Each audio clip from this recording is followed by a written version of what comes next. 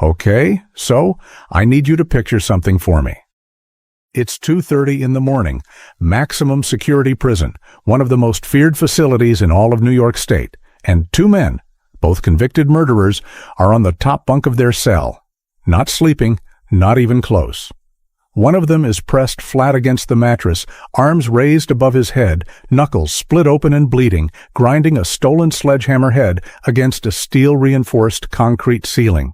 And the other one is standing dead still at the cell door, back straight, jaw tight, listening, because 10 feet below that door, a guard is making his rounds. And one wrong sound, one, ends everything. Now here's the part that gets me every single time. They had been doing this for 5 months, every night, same position, same silence, same prayer that the concrete dust falling into their eyes wouldn't make one of them cough at the wrong moment. I know how that sounds. I know. But stay with me, because it gets so much wilder. Their plan was nearly perfect. Nearly. Before we go any further, I genuinely need to know. 5 months. Every single night. Chipping through reinforced concrete in near total silence, knowing that one slip, one sound, one suspicious glance from the wrong guard completely destroys everything you've built. Could you do it? Honestly, could you? Drop your answer in the comments right now. And I read every single one, and the responses on this channel are always unreal. And hey, if you're new here, welcome. This is where prison walls come down. Hit subscribe so you never miss a breakout. Now, let's get into it. To understand why two men would spend 5 months destroying their hands against a concrete ceiling, you first need to understand the place that made that ceiling feel like the only option. Elmira Correctional Facility sits in upstate New York, on 75 miles southwest of Syracuse, in the kind of town where the prison is the largest employer and everyone knows someone who works behind those walls. Built in the 19th century, it holds 1,856 inmates, New York State's most violent, most dangerous, most irredeemable. The kind of men the system has decided are done. Inmates don't call it Elmira. They call it Hellmira. That name isn't graffiti. It's a warning, passed down through prison yards, whispered in county jails, understood by anyone who's ever been processed through its intake. Hellmira is the end of the line, the fortress at the bottom of the map, the place you go when every other door has closed. The architecture reinforces the mythology. Thick brick walls, steel-reinforced ceilings, guard towers positioned to scan the perimeter, eyes always outward, always watching for threats approaching from the world beyond the walls. The security protocols, on paper, are airtight. And the facility was designed by men who were certain, absolutely certain, that no one was getting out. But certainty has blind spots. E block, top floor. The ceiling above the uppermost cells was reinforced, but it wasn't monitored with the same intensity as the walls and floors. The architects had designed a fortress against the expected. They never accounted for someone patient enough and desperate enough to exploit the unexpected. In 2003, that someone was already inside, already watching, already calculating. Timothy A. Vale, born May 18th, 1968, Broome County, New York. In 1988, Vale committed a crime so brutal it still echoes in the community where it happened. His victim was Mary Copiar, a secretary at a Binghamton law office, 8 months pregnant, with a life ahead of her that Vale decided he had the right to end. He raped her. He strangled her with a scarf. He left behind a family, a community, and a grief that never fully healed. Convicted of murder in the second degree, burglary, rape, and robbery, Vale received a sentence of 49 years to life. Parole eligibility, 2037. He would be 69 years old. Mary Copiar's father-in-law, Arthur Copiar, didn't mince words when Vale escaped in 2003. "I hope they blow his brains out," he said. "I want to see them put a bullet between his eyes." Let that sit for a moment. And that's not rage speaking in a vacuum. That's a man who buried his pregnant daughter-in-law and then watched the man responsible briefly walk free. Now, here's what makes Vail uniquely dangerous beyond the crime itself. He was intelligent, deeply, operationally intelligent. Not book smart in the way that earns degrees, but strategically sharp in the way that reads people, identifies weaknesses, and constructs plans from nothing. Inside Helmira, he wasn't looking for redemption. He wasn't attending programs or filing appeals. He was studying the facility, the staff, the routines, the gaps. For Vail, a 49-year minimum sentence wasn't a punishment. It was a mathematical death sentence. He understood the arithmetic of his own life with cold clarity. This wasn't a prison break. It was a calculation. Timothy G. Morgan, born March 22, 1977. Fulton, New York. Morgan's crime was brutal in a different way, not premeditated in the same cold fashion, but savage in its casualness. In 1998, he shot cab driver Joseph Boop twice with a 12-gauge shotgun. Once in the back as Boop tried to drive away. Once more to finish it. The reason? A fare dispute. The amount stolen, $90. Convicted of murder in the first and second degree and robbery, Morgan received 25 years to life. He with parole eligibility in 2023. His victim's sister, Lillian Wilkinson, said it plainly. "Joe was one of a kind. I always wanted Morgan to get the death penalty. I don't know why he didn't." Here's the detail that adds another layer to Morgan's story. His father, Timothy Morgan Sr., also served time for murder. Was this destiny? Environment? A blueprint inherited before he was old enough to reject it? Morgan never had a model for anything except what he'd grown up watching.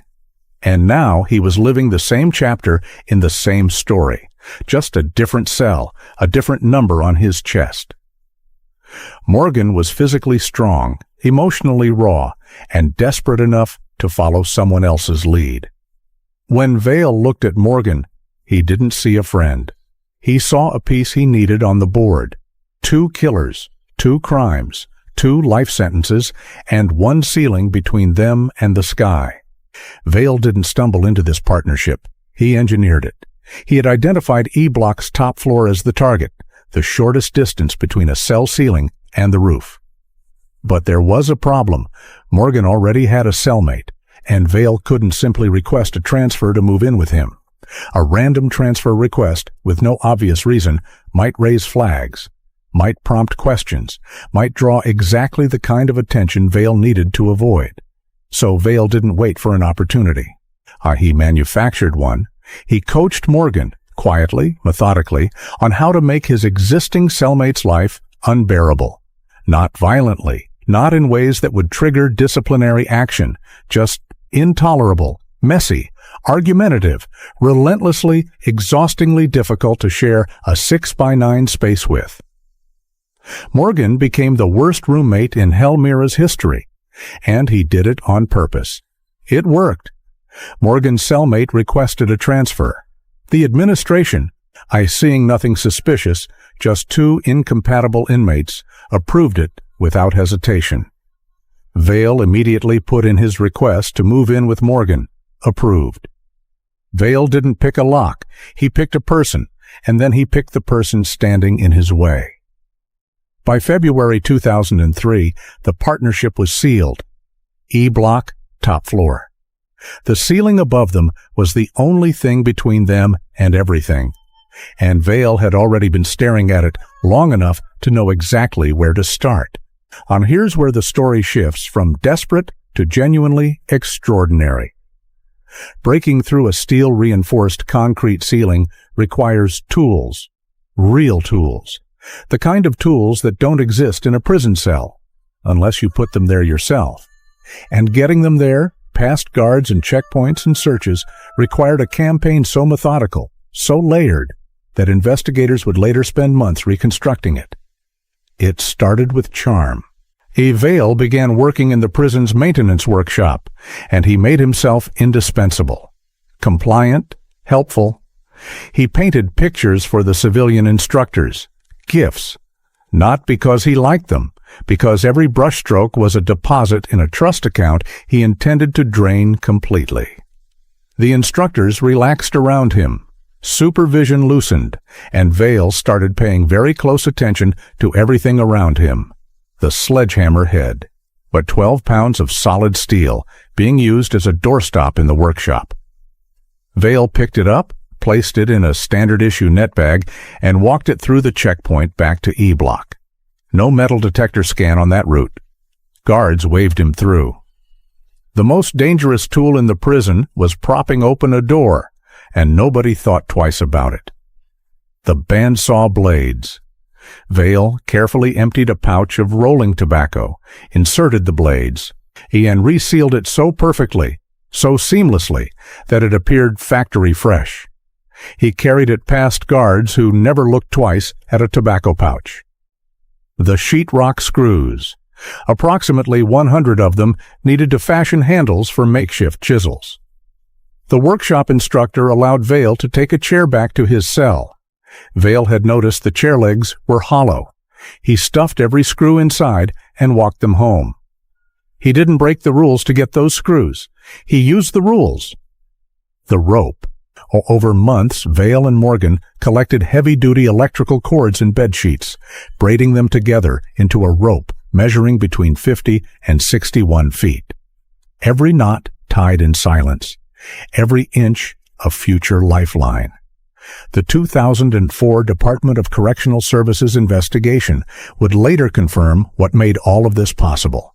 No metal detectors on E-block return routes, no tool inventory audits, no enforcement of basic cell regulations. Our 3 officers were ultimately recommended for termination. The civilian instructor faced intense scrutiny. The report's conclusion was damning. This wasn't a single security failure. It was a culture of failure.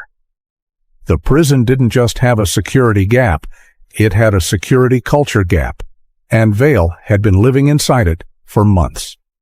February 2003. The work begins. One man climbs to the top bunk. The position is awkward, neck craned, arms raised, shoulders pressed against the bunk above. There's no room to swing, no room for force, only grinding, scraping. The controlled, agonizing application of pressure against concrete, night after night, in near total silence. The sledgehammer head is wrapped in towels to muffle the sound. The chisels, fashioned from bandsaw blades and screws, scrape in short, careful strokes. While one man works, the other stands at the cell door, listening for the specific sound of a guard's keys. And every scrape of metal on concrete is a negotiation between progress and exposure. The debris problem is immediate and massive. Breaking concrete produces dust and chunks of rubble, and there is nowhere to hide it in a 6x9 cell. Their solution, the toilet. Night after night, concrete dust is flushed away. Heavier chunks are pocketed and scattered across the recreation yard the next day, mixed into the gravel and dirt like they were never anything else. But the hole itself, growing larger every week, is the greatest challenge. Cell searches happen randomly. A visible hole in the ceiling ends everything. Vail's solution is the detail that investigators would later call ingenious. Using construction paper and cardboard from the prison's art program, they mixed smuggled paint, color matched to the exact dull institutional gray of the ceiling, and added concrete dust for texture. The result was a painted cover that are wedged over the opening and sealed at the edges with a paste of soap and dust, was visually indistinguishable from the real ceiling. A corrections officer who examined it after the escape admitted, "You couldn't tell it was fake unless you physically touched it, but nobody was touching it." They also hung towels from the upper front of the cell, ostensibly to dry. Technically a rules violation, ignored by guards for months. The towels partially blocked the sight line to the exact section of ceiling where the hole was growing, and through all of it, They kept a calendar, a secret work log encoded in symbols, an X for nights they dug, a squiggle for nights too risky, guards too active, too alert, a smiley face for nights of real progress. Looking at that calendar later, investigators saw something almost unbearable in its simplicity. 5 months of a man's desperation, recorded in marks a child might make.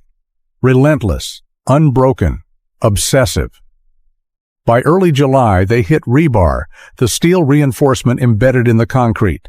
The final barrier. They attacked it with smuggled saw blades, timing the metal-on-metal sound to the ambient noise of the cell block. Showers running, inmates shouting, anything to absorb the frequency. The loudest part of a 5-month operation lasted only days. And still, nobody heard it. On the night of Sunday, July 6, 2003, the last piece of rebar gave way. The hole measured roughly 8 by 12 inches, just large enough for a man to force his shoulders through. Above it, the crawl space, the attic of E-block, the path to the roof. After 150 nights of silence, it was time to move. Hold on, I have to stop here for a second. 5 months. A secret calendar with smiley faces marking breakthroughs. Concrete dust flushed down a toilet. A painted cardboard ceiling cover that fooled every guard who walked past it. Which detail hits hardest for you? The sledgehammer doorstop nobody questioned? The tobacco pouch blades? The smiley face calendar? Or the fact that a corrections officer admitted nobody ever touched that ceiling? Tell me in the comments. I genuinely want to know. And if this story is hitting different, share it with someone who needs to hear it. Now, back to July 7th, 2003. At 2:30 in the morning, the hole is open, and everything is about to change. The 2:30 in the morning count clears. The block settles into silence. First, the dummies. This part of the plan is where meticulous preparation crosses into something almost cinematic. Over the preceding weeks, Vale and Morgan had constructed life-sized replicas of their own heads. Plaster, toilet paper, soap, molded carefully, shaped to approximate their own features. But plaster alone wouldn't survive a dim light count. They needed realism. So they started visiting the prison barber shop, casually, regularly, and each time they swept up discarded hair from the floor, real human hair, and smuggled it back to the cell. Strand by strand, they glued it onto the plaster heads. And they arranged their blankets and pillows into the shape of sleeping bodies and positioned the heads on the pillows with the careful attention of men who understood that this illusion needed to hold for hours. They didn't just make decoys, they made portraits of themselves, sleeping peacefully in the beds they were about to abandon forever. In the dim light of E-block at 2:30 in the morning, the illusion was flawless. Vale went first.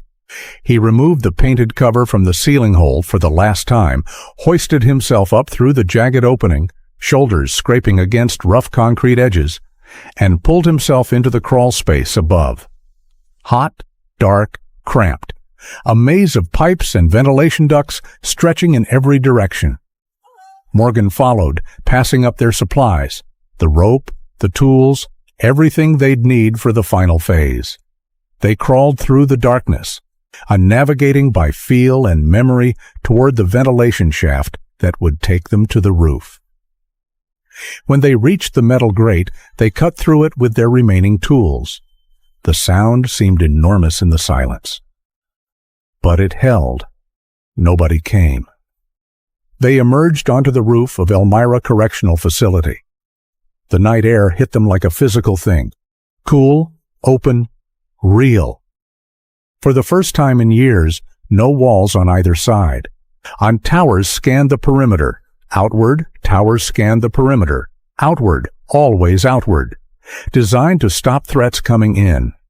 Nobody had seriously planned for threats going up and then over. The fortress had a blind spot, and they were standing in it. They moved to the outer wall. Secured the rope, 50 to 61 feet of braided bed sheets and electrical cord, to a sturdy pipe fixture on the roof. Tested it. It held. They looked over the edge. 40 feet, 4 stories. Sheer brick wall dropping to a public sidewalk below, less than 100 feet from a guard tower whose occupant was looking the other way. 5 months of planning. Every stolen tool, every flushed handful of concrete dust, every smiley face on a secret calendar. It all came down to this rope and this wall, and whatever happened in the next few minutes. Vail went first. He wrapped the rope around his hands and began to descend.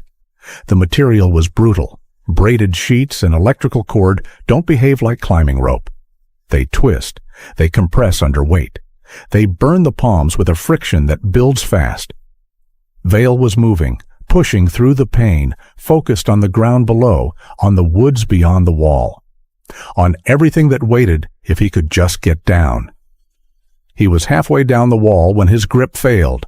Not a slip, not a stumble, a full, uncontrolled fall, 20 feet of open air, ending in a collision with the ground that was devastating in every sense of the word. Shattered legs, fractured vertebrae. The kind of impact that doesn't just end a run, it ends movement entirely. Vail lay at the base of Helmira's outer wall, free for the first time in years, and completely unable to move. And Morgan was still on the roof. He had watched his partner fall, and now he faced a decision that no amount of planning had prepared him for. Stay on the roof and surrender. Descend alone and run. Or go down and face whatever came next, together. Morgan didn't hesitate. He grabbed the rope and descended, more carefully than Vail, slower, controlled, and reached the ground. He rushed to Vail, assessed the situation in seconds, and made his choice. He didn't leave him. So think about that for a moment. Timothy Morgan, convicted murderer, a man who shot a cab driver twice over $90, chose loyalty over survival. He tried to lift Vail, tried to drag him away from the wall into the nearby woods, every movement sending waves of agony through Vail's shattered body. They moved, slowly, agonizingly, into the tree line. But they were stranded. No vehicle, no outside contact, no plan B, had no one waiting with a car and a change of clothes and a route out of Chemung County. They had invested everything in getting over the wall. The other side of the wall had never been fully imagined. Chemung County Sheriff Christopher Moss, then a lieutenant in the patrol division, would later put it plainly. They didn't have a good plan for once they got outside the prison. Compare that to the 2015 Dannemora escape, at where Richard Matt and David Sweat had a civilian accomplice, a vehicle, and a detailed getaway strategy. The difference between a legendary escape and a 2-day manhunt is almost always what happens after the wall. For Vail and Morgan, what happened after the wall was the woods, and the woods were closing in. At 6:30 in the morning on July 7th, 2003, a guard arrived at their cell for the morning count. No response. He entered, pulled back the blanket, and found himself staring at a plaster face, human hair, molded features, resting peacefully on a pillow. For a moment, the guard simply stood there. Because the human brain, confronted with something it cannot immediately process, stalls. Then he looked up. The gaping hole in the ceiling stared back at him. Sirens wailed across Elmira Correctional Facility within minutes. The first maximum security escape in New York State since 1994. The scale of the operation became immediately clear. This wasn't impulsive. This was architectural, months in the making. And the men responsible were already gone. More than 100 law enforcement officers flooded the area within hours. State police, local police, corrections officers, helicopters thundering over Chemung County, K-9 units working the scent trail from the base of the wall, roadblocks on every major route out of the region. And the media descended on Elmira like a second wave. 2 convicted murderers, on the loose, possibly armed. The story was everywhere. Sheriff Moss described the community's state. Every suspicious condition, clothes stolen, any burglary, any complaint, was heightened, Law enforcement was vigilant. Until you have a positive sighting, you have to think they are anywhere. In the woods, Vail was deteriorating. His injuries were severe and worsening. Morgan was exhausted, hungry, and trapped by the man he'd refused to abandon. They had no resources, no contacts, no exit strategy.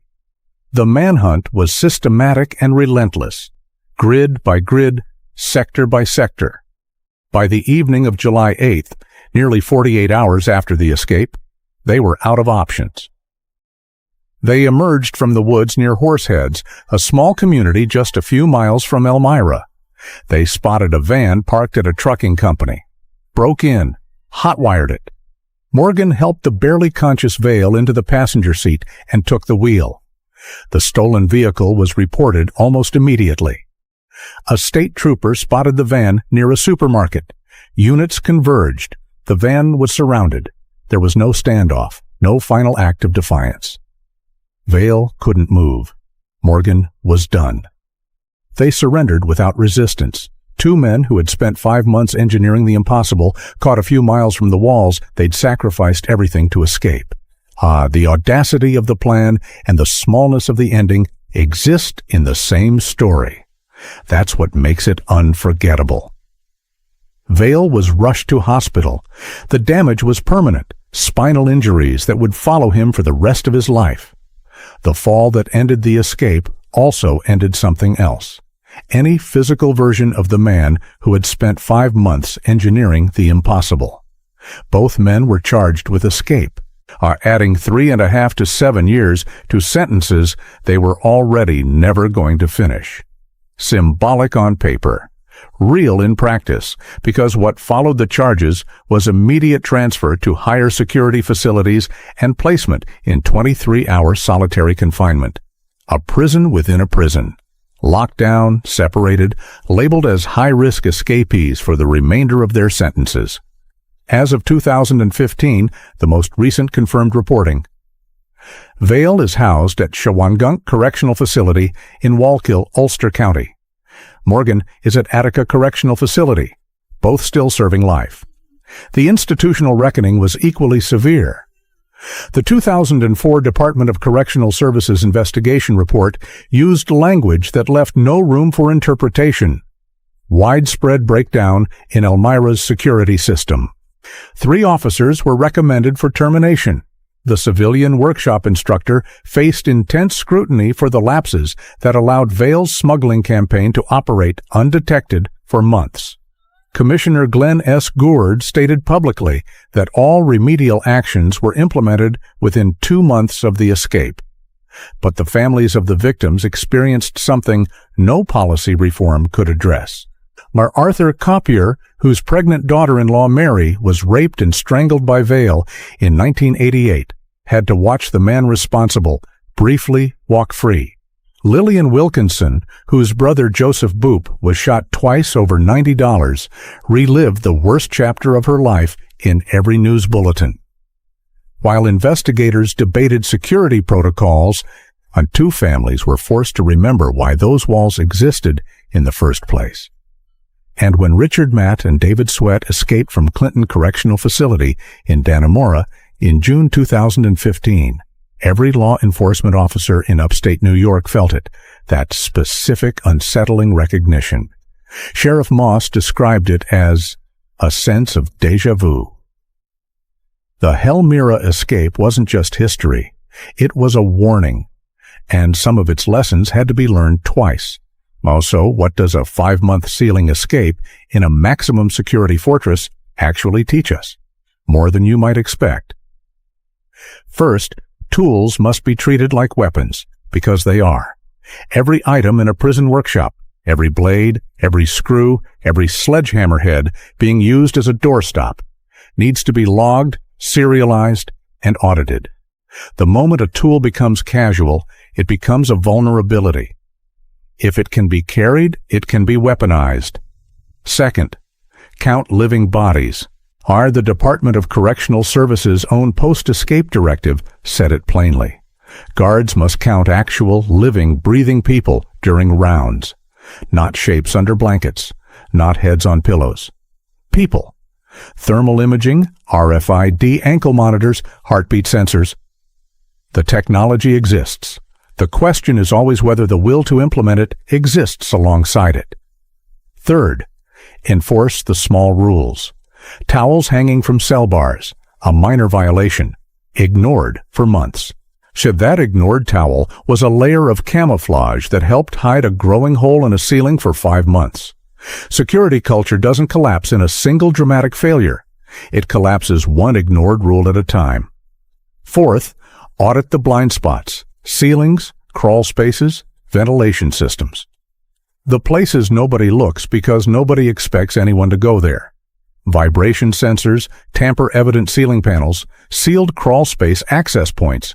These aren't futuristic concepts. They're direct lessons from Helmira. Fifth, and perhaps most importantly, plan for the other side of the wall. Vale and Morgan's fatal flaw wasn't the ceiling. It wasn't the rope. It was the absence of a getaway. A prison break without an exit strategy is just a very expensive way to sleep in the woods. The 2015 Dannemora escapees had outside help, a vehicle, and a plan. They lasted 3 weeks. Vale and Morgan lasted 48 hours. And here's the question I keep coming back to.